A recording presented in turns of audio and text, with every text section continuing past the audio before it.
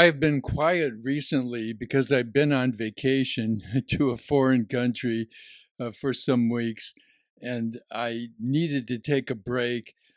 I'm very disturbed by what is happening to our country. I think Trump's unpredictability is having real effects, and it is leading the stock market downward and is having other negative effects on our country. It is fair to begin judging Trump's uh, presidency, even though he's only been in office for about a month, simply because the main news is his tariffs.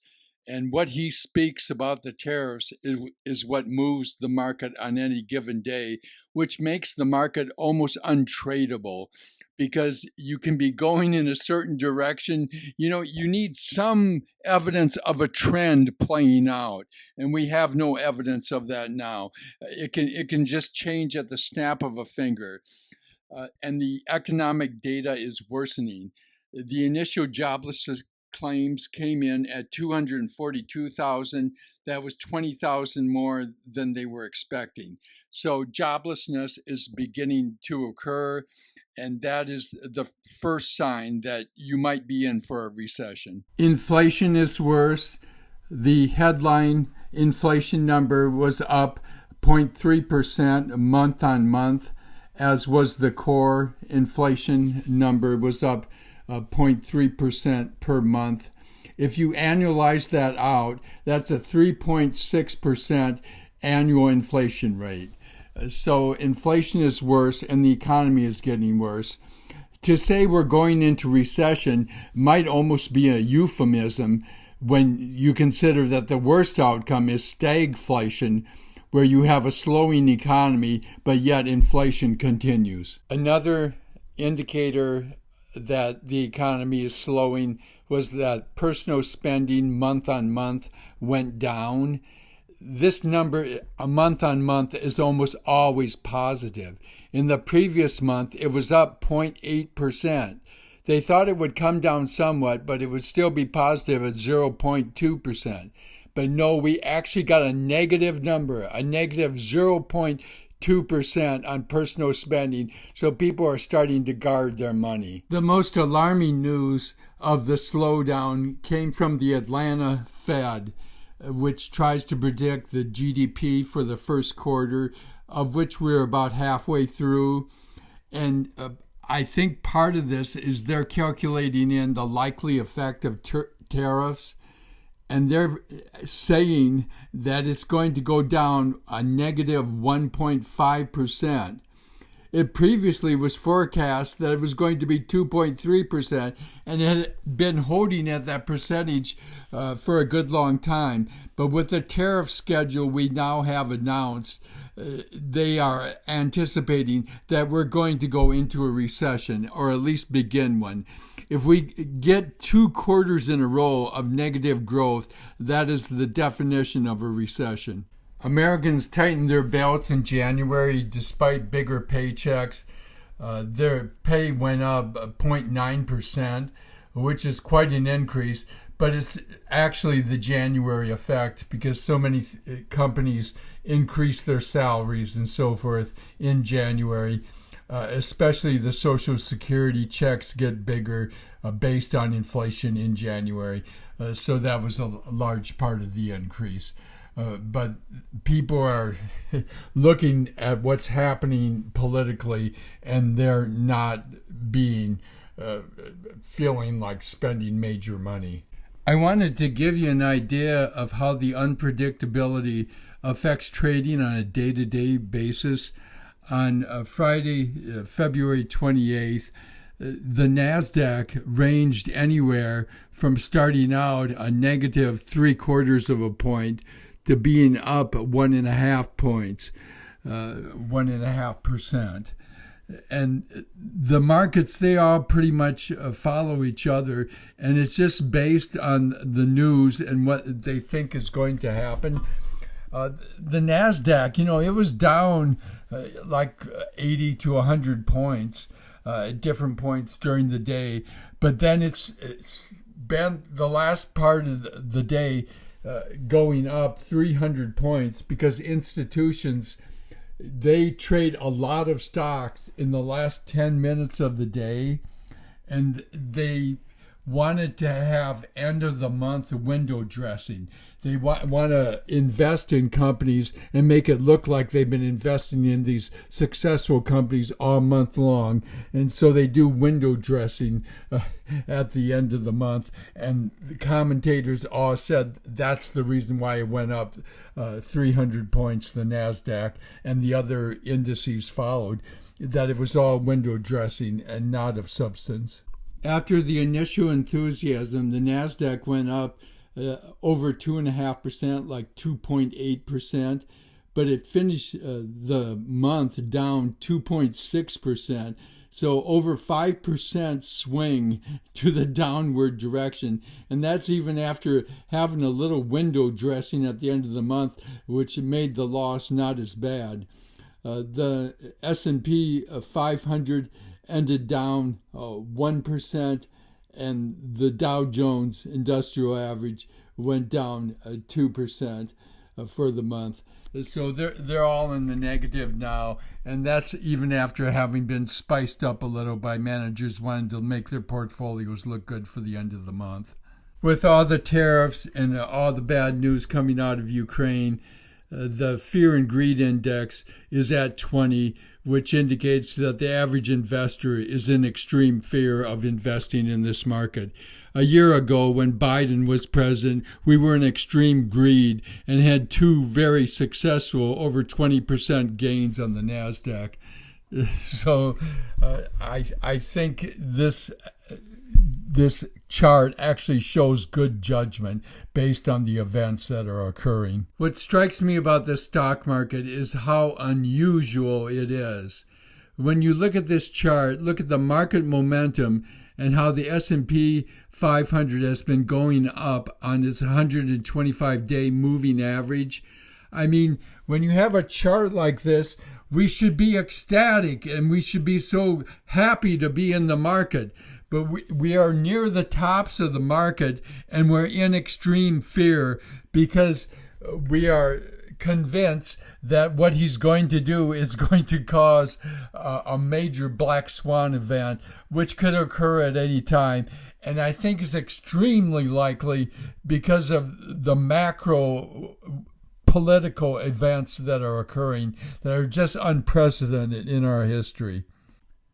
I find that Bitcoin is a good measure of how risk on the market is, how willing people are to risk individual stocks, and it's had a major downturn since in the last month. It's gone down from over 105,000 to around 84,000 at the time of this recording. So people are not willing to risk money in this atmosphere, and it's just very uncertain. The threat of a black swan is very real. Just a friendly reminder that this is not financial advice because I do not know your personal situation. You need to do further research and gather further information to decide if the investments I present are right for you. I believe we're in a situation similar to the 70s and 80s somewhat, although it's hard to say because the modern era is so different. But the saying was cash is king. In other words, the only thing people felt certain about was that you could get money on interest on your money in money funds and bonds and so forth. And I think that's the situation we're in right now. What I'm going to show you now is the very unreal, heated arguments that occurred in the Oval Office on Friday, February 28th, 2025, which were unbelievable and might be evidence that we are in a simulation because there's no way this is real, but unfortunately it is real, and the only one rejoicing in all of this is Putin. Trump won the presidency. Putin is winning the propaganda war with Trump's help. And let's look at this playback that we're getting now, Eamon. There's a Hi, Vladimir. How are we doing on the deal? It doesn't work that way. I'm not aligned with Putin. I'm not aligned with anybody. I'm aligned with the United States of America and for the good of the world. I'm aligned with the world, and I want to get this thing over with. You see the hatred he's got for Putin. It's very tough for me to make a deal with that kind of hate. He's got tremendous hatred, and I understand that, but I can tell you the other side isn't exactly in love with, him either. So it's not a question of alignment. I'm aligned with the world. I want to get the thing set. I'm aligned with Europe. I want to see if we can get this thing done. You want me to be tough? I could be tougher than any human being you've ever seen. I'd be so tough.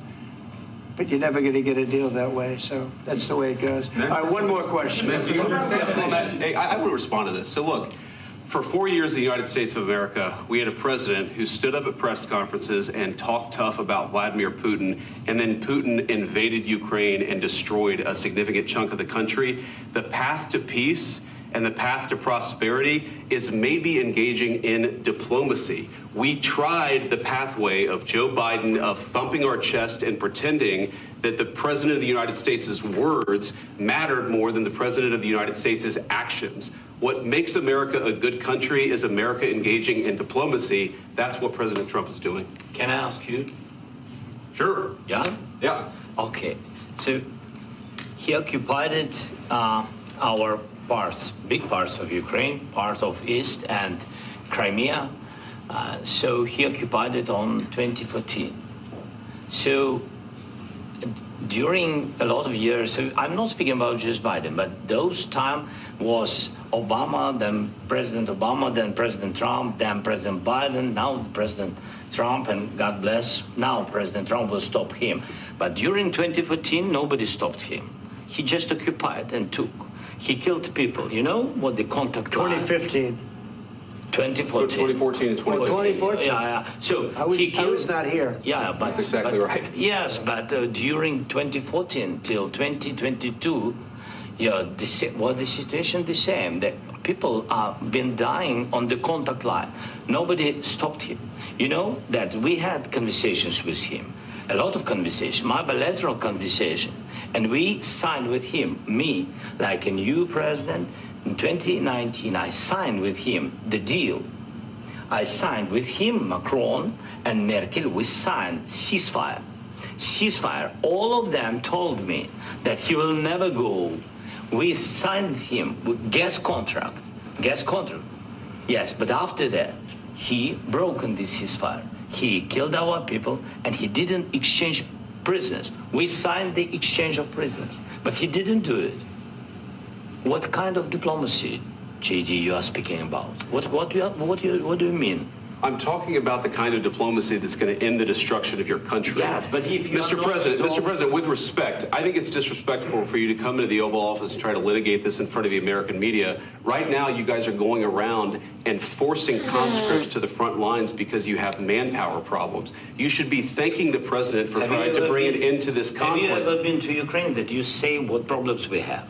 I have been to. Count once. I've actually watched and seen the stories, and I know what happens is you bring them on a propaganda tour, Mr. President. Do you disagree that you've had problems bringing people into your military? And do you think that it's respectful to come to the Oval Office of the United States of America and attack the administration that is trying to prevent the destruction of your country? A lot of questions. Let's start from the beginning. Sure. First of all, during the war, everybody has problems. Even you, but you have nice ocean and don't feel now, but you will feel it in the future. God bless. You don't know that. God bless. God bless. You will not have a war. Don't tell us what we're going to feel. We're trying to solve a problem. Don't tell us what we're going to feel. I'm not telling you. Because you're in no position to dictate that. That's exactly what you're doing. You're in no position to dictate what we're going to feel. We're going to feel very good. You will feel influence. We're going to feel very good and very strong. You will feel influence. You're right now not in a very good position. You've allowed yourself to be in a very bad position, and he happens to be right about it. From the very beginning of the war. You're not in a good position. You don't have the cards right now. With us, you start having Not cards. playing cards. Right now, you don't. I'm Yeah, very you're playing serious, cards. Mr. President. You're I'm playing very cards. serious. You're I'm gambling the with the president lives in of war. millions of people. You think- You're gambling with World War III. What do you think You're about? gambling with What do you World think War about? III. And Yeah. what you're doing is very disrespectful to the country, this country. I'm that's with back all to you. respect to your Far country. more than a lot of people said very they respect. should have. Have you said thank you once? This A lot entire of meeting? times. No, in this Even entire meeting, today. have you said thank Even you? today. You went to Pennsylvania and campaigned for the opposition in October. Offer some words of appreciation for the United States of what are you speaking America about? and the president who's trying to save your country. Please, you think that if you will speak very loudly about the war, you He's can... not speaking loudly. He's not Yeah. speaking loudly. Your country's Can I- in big can- trouble. can I Wait a answer? minute. No, Can you've I done a lot answer? of talking. Your country is in big trouble. I know. You're not I winning. know. You're not winning this. I... You have a damn good chance of we are coming out staying, okay because of Mr. us. President, we are staying in our country, staying strong from the very beginning of the war. We've been alone, and we are thankful. I said thanks You haven't in been this allowed. cabinet, You and haven't not been only allowed. in this We cabinet. gave you, through I this said thank stupid you. president, $350 billion. You voted we gave for you your military president. equipment, You and you voted men for are your brave, but they had to use our military. What about if, West? if you didn't have You our invited military me- equipment, you invited if me you to didn't speak. have our military equipment, this war would have been over in 2 weeks. In 3 okay? days, I heard it from Putin. In 3 days, this is something Maybe new. less. In 2 weeks, of course, yes. It's going to be a very hard thing to do business like this. I Again, tell you. just say thank you. I said it a lot of Except times. that there- Thank you except to that- American people. Except that there are disagreements, and let's go litigate those disagreements rather than trying to fight it out in the American media when you're wrong. We know that you're wrong. But you see, I think it's good for the American people to see what's going on. I understand, sir. I think it's I very understand. important. That's why I kept this going so long. You have to be thankful. You don't have the I'm cards. thankful. You're buried there. Your people are dying. tell you You're again, running I low know. on soldiers. Don't- Listen, don't please, you're running Mr. low on President. soldiers. It would be a damn good thing. Mr. And then President. then you tell us, I don't want a ceasefire. I don't want a ceasefire. I want to go, and I wanted this. Look, if you could get a ceasefire right now, I tell you, you take it so the bullets stop flying and your men stop getting killed. Of course, we want to stop the war. But you're I saying said- you don't want a ceasefire. But I said to you, I want a ceasefire. with guarantees. Because you'll get a ceasefire faster than an agreement. Ask our people about ceasefire, what they think. That wasn't doesn't with matter me. for you what- that what wasn't this with me. means. It That was wasn't with with you. a guy named Biden who was not a smart person. But this That is was your, with, this that was is with your Obama. president. It was your president. Excuse me. That was with Obama, who gave you sheets, and I gave you javelins. Yes. I gave you the javelins to take out all those tanks. Obama gave you sheets. In fact, the statement is Obama gave sheets and Trump gave javelins. You got to be more thankful, because let me tell you, you don't have the cards. With us, you have the cards. But without us, you don't have any cards. One more question to Mr. Vice President. I'm sorry. It's going to be a tough deal to make, because the attitudes have to change. What if Russia breaks ceasefire? What if Russia breaks peace talks? What do we do then? I understand that it's a heated conversation right now. What are you but saying? what She's if asking, what if Russia Putin breaks the ceasefire? What if anything? What if a bomb drops on your head right now? But they have Okay? broken ceasefire What if they broke it? many I don't know. times. They broke it with Biden because Biden, they didn't respect him. They didn't respect Obama. They respect me. But what- Let me tell you, Putin went through a hell of a lot with me. He went through a phony witch hunt where they used him and Russia. Russia. You ever hear of that deal? That was a phony Hunter Biden, Joe Biden scam. Hillary Clinton, Shifty Adam Schiff. It was a Democrat scam. And he had to go through that. And he did go through it. We didn't end up in a war. And he went through it. He was accused of all that stuff. He had nothing to do with it. It came out of Hunter Biden's bathroom. It came out of Hunter Biden's bedroom. It was disgusting. And then they said, oh, the laptop from hell was made by Russia. The 51 agents. The whole thing was a scam. And he had to put up with that. He was being accused of all that stuff. All I can say is this. He might have broken deals with Obama and Bush, and he might have broken them with Biden. He did, maybe. Maybe he didn't. I don't know what happened. But he didn't break them with me. He wants to make a deal. I don't know if you can make a deal. The problem is I've empowered you to be a tough guy. And I don't think you'd be a tough guy without the United States. And your people are very brave. But you're either going to make a deal or we're out. And if we're out, you'll fight it out. I don't think it's going to be pretty, but you'll fight it out. But you don't have the cards. But once we sign that deal, you're in a much better position. But you're not acting at all thankful. And that's not a nice thing. I'll be honest, that's not a nice thing. The main hope is that things will get better because they could hardly get worse. Thanks for listening.